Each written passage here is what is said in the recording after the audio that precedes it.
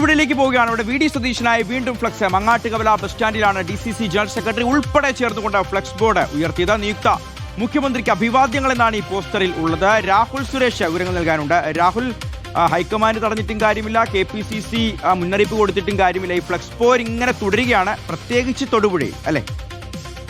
ഷിഹാസ്, ഈ നേതൃത്വത്തിന്റെ വിലക്കുകൾക്ക് പുല്ലുവില നൽകിക്കൊണ്ടാണ് പ്രവർത്തകർ വി.ഡി. സതീശിന് വേണ്ടി വീണ്ടും ഫ്ലെക്സ് ബോർഡുകൾ സ്ഥാപിച്ചിരിക്കുന്നത്. ഇന്ന് രാവിലെയും വി.ഡി. സതീശിനെ അനുകൂലിച്ചുകൊണ്ട് ഫ്ലെക്സ് ബോർഡുകൾ സ്ഥാപിച്ചിരുന്നു. അതിനകത്ത് പറയുന്ന കാര്യങ്ങൾ, ഇന്ന് രാവിലെ പടം നയിച്ചവൻ നാട് നയിക്കും എന്നായിരുന്നുവെങ്കിൽ ഇപ്പോൾ പ്രത്യേകിച്ച് ഡെക്കറേഷൻ ഒന്നുമില്ല.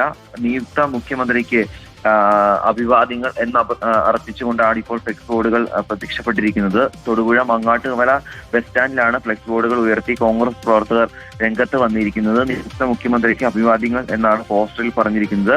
സതീശന്റെ മുഖചിത്രമുള്ള ത്രിവർണ്ണ പതാകയും പ്രദർശിപ്പിച്ചു എന്നാണ് എടുത്തു പറയേണ്ട കാര്യം. നേരത്തെ ഈ പോസ്റ്ററുകൾ അല്ലെങ്കിൽ ഫ്ലെക്സ് ബോർഡുകൾ പ്രദർശിപ്പിച്ച ആളുകൾ ആരാണെന്ന ചോദ്യങ്ങൾ ഉയർന്നിരുന്നു. പക്ഷേ ഇപ്പോൾ കോൺഗ്രസ് പ്രവർത്തകർ തന്നെ രംഗത്ത് വന്നുകൊണ്ട് ഞങ്ങൾ തന്നെയാണ് വി.ഡി. സതീശന് അഭിവാദ്യം അർപ്പിക്കുന്നതെന്ന് അവർ തന്നെ പറയുകയുമാണ്. അവർ തന്നെയാണ് ഫ്ലെക്സ് ബോർഡുകൾ പ്രദർശിപ്പിച്ച് ത്രിവർണ്ണ പതാക പ്രദർശിപ്പിച്ച് രംഗത്ത് വന്നിരിക്കുന്നത്. എന്തായാലും നിയുക്ത മുഖ്യമന്ത്രിക്ക് വേണ്ടിയിട്ടുള്ള അവകാശവാദങ്ങൾ വിവിധ രീതിയിൽ കോൺഗ്രസിന്റെ ഭാഗത്തുനിന്ന് പുറത്തു വരുന്നു എന്നാണ് ഈ ഫ്ലെക്സ് ബോർഡിലൂടെയും മനസ്സിലാക്കേണ്ടത്.